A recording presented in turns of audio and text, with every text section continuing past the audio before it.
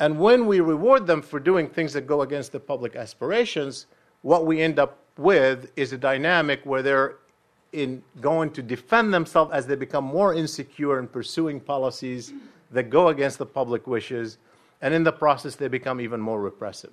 So in a way, there is that dilemma that is not resolved by simply declaring whether we want change or we want democracy in the Middle East. It is a function of the strategic choices that we make, given how we define our national interests, something that we are going to have to address. Let me end with the third point that I want to make,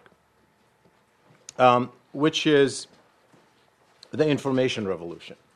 Now, I said, we've been identifying the gap between publics and governments year after year.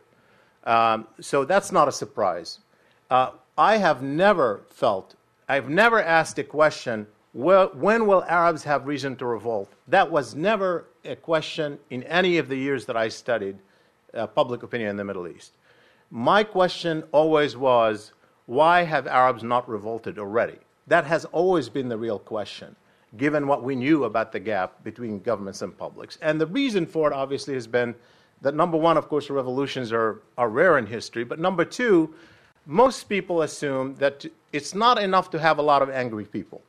Anger has to be organized and channeled into effective opposition to create change.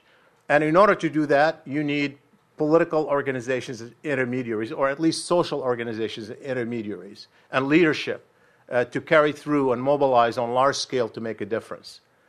And clearly, governments assume that as well. And so their strategy had been to essentially disrupt such organizations, to arrest such leaders, to listen to them, preempt them, and do everything they can to prevent that from happening. And they were very successful at it, given how much anger there has been in the public.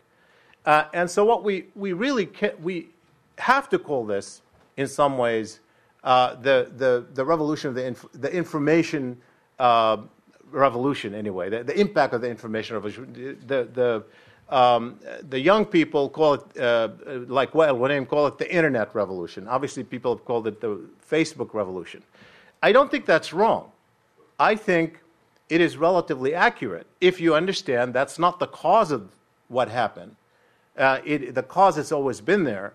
If you understand that the only reason in Tunisia and Egypt people succeeded in organizing and sharing information and being empowered through links to the outside world was this information revolution that we have been witnessing over the past decade, manifesting itself in a politically consequential fashion to get the ball rolling. And obviously people joined once it got rolling, and they noticed that the security services were having a tough time dealing with even the more modest uprising, and it became bigger than that. Now, for the past decade, we have been measuring the information revolution in the Middle East. And what we have seen is two kind of trends. One trend is particularly the satellite television, which everybody had been talking about for the past decade.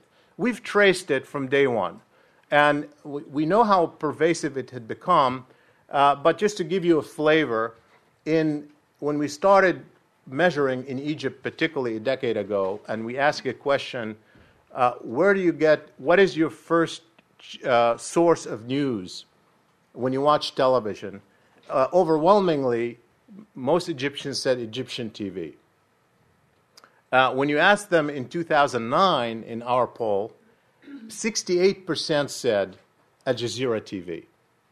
It just gives you a flavor of the extent to which governments had lost control over the monopoly of information, and where people just didn't take it very seriously anymore. That's one, we knew about that. But the second thing we didn't know about is the impact of the internet and social media.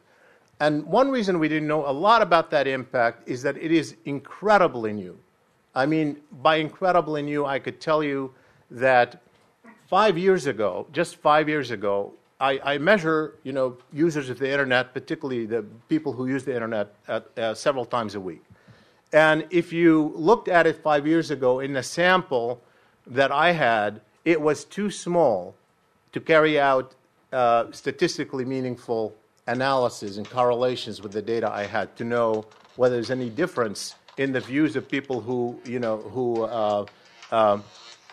I hope it's not my phone because I turned it off. And it is my phone because I thought I turned it off, and it happened twice already. So I'm sorry about that. I apologize.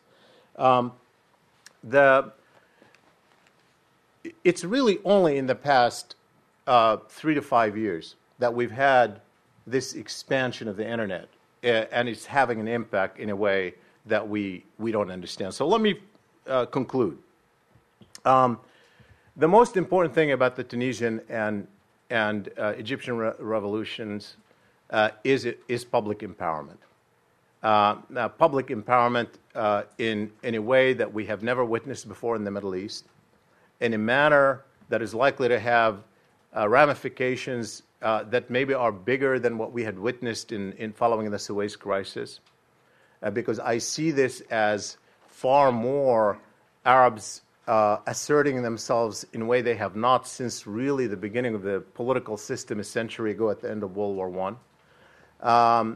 And I'm not saying that lightly, and I'm not expecting a revolution in every country. I am expecting public empowerment that shifts everybody's calculations. Governments are going to think differently about politics. Publics are going to think differently. It's going to have far-reaching ramifications for foreign powers and how they do business. If you look at a month ago and you ask the question, how do Arab leaders respond to America when America asks them to do X or Y? They look at it and say, well, it is much easier for me to resist my public than to resist the United States of America. That equation shifted. A month ago, if you asked me how do you describe the relations between governments and publics in the Middle East, I would have said publics fear their governments. If you ask me today, I say governments fear the publics. And I think that is a huge shift that we all have to watch very carefully. Thank you very much.